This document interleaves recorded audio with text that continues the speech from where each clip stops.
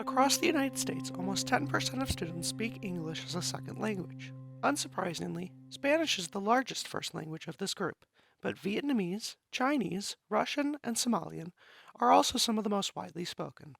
For many of these students, they face additional challenges both inside and outside of school that can affect their academic life.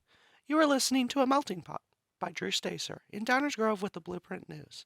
In this episode, we examine the experiences of students who speak English as a second language. For many non-native English speakers, especially those who immigrate to the United States, there are unique academic challenges. The Department of Education in 2017 found that only 67% of ESL students graduated on time, which is 17 points lower than their peers. Across both math and English, which the Department of Education used to measure academic performance, ESL students across every state performed worse than their peers. Senior Marcin Narechko, a Polish American who immigrated to America at the age of 5, discussed the decisions his family had to make when he was placed in elementary school. I had to repeat first grade. That was the big one.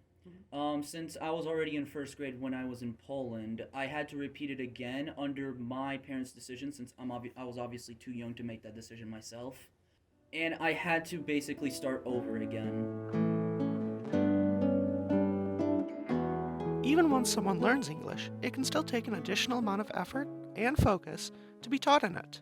Comprehending lessons can thus be an even greater challenge. One must both understand the words being spoken on top of the math, English, history, or science lesson being taught.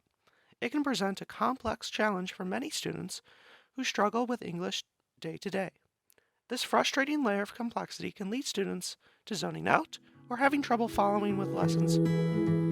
For Arnish Manuskis, he struggled in elementary school with understanding lessons. For him, he noted that he developed strategies to help him understand English quickly. There were definitely times where it's just like I didn't know what the teacher was talking about because I just didn't know what the words meant, you know? Like I remember when we were learning about colors, like I didn't know how to spell like green or anything, or I mixed colors because I didn't know which ones were which. But even nowadays, I still have a little bit of trouble.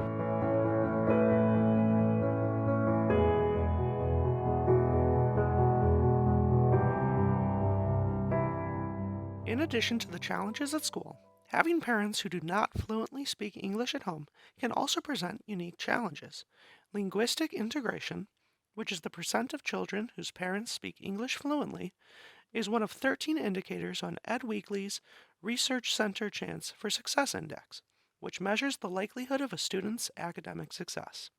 In short, if a parent or guardian does not speak English fluently, it is linked to less parent-teacher conferences, less involvement or volunteering for school activities, and less interaction between the parent and the school, all of which are linked to lower academic performance.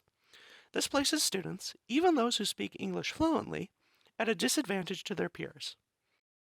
Minushkis, a student fluent in both Lithuanian and English, spoke about the fact that his parents had two different experiences learning English. I had a very hard time learning the language, especially my dad.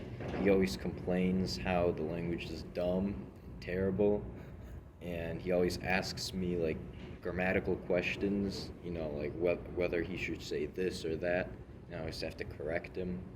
But yeah, he definitely had a hard time learning the language. Finally, the majority of English language learners report feeling shame or judgment for speaking in their native language or making mistakes while speaking English. As anti immigrant sentiments rise across the country, some students are fearful of making mistakes, especially at a young age. Their anxiety generally stems from being seen as different or potentially as ignorant. For people who don't know they speak another language, they could view grammatical or pronunciation mistakes as a lack of intelligence. This, of course, is unfair for students who already speak another language fluently, but it does not diminish the fact that their anxiety is still present. Narechko spoke honestly about his struggles with others.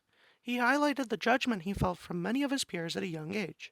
There were some insecurities with me not knowing English and some thoughts in my head that made me think I was not safe here that caused some insecurities.